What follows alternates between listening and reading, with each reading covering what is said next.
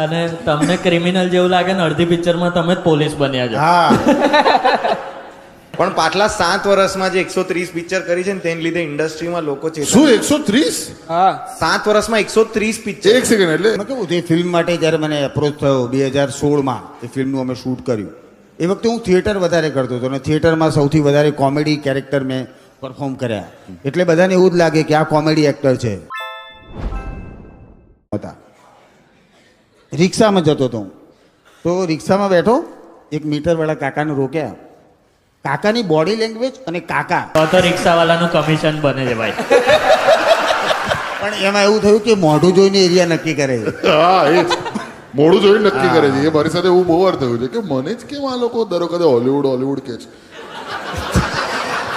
Hollywood પેલી વાત હતી હેલા વેગ જોઈ પછી ખબર પડી કે બધું ડેરોગેટરી છે. મને ખબર નથી કારણ કે અમદાવાદમાં હું નવો હતો.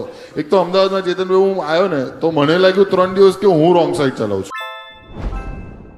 કયા બાથરૂમમાં જ ગયા? ના પછી મને યાદ આવ્યું ને એમાં થયું એવું કે એક નાટક હતું અંતરાલ નામનું એક નાટક હતું જેમાં માસીબાના કેરેક્ટર હતા 6 માસીબા.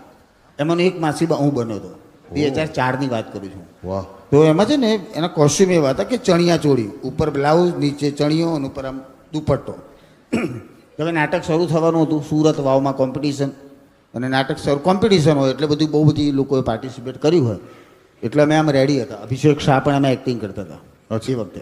અમે બધા રેડી કે હવે અમારું પરફોર્મન્સ છે અને બાથરૂમ લાગી. હવે બાથરૂમ લાગી તો થયું કે જે ગ્રીન રૂમમાં પેલું નાટક ચાલતું હતું એની ટીમ અંદર ઇન્વોલ્વ છે લોક કરી નાખ્યું એ લોકો ચેન્જ કરતા હશે અને હવે શરૂ થવાનું તો મેં ભાગ્યા.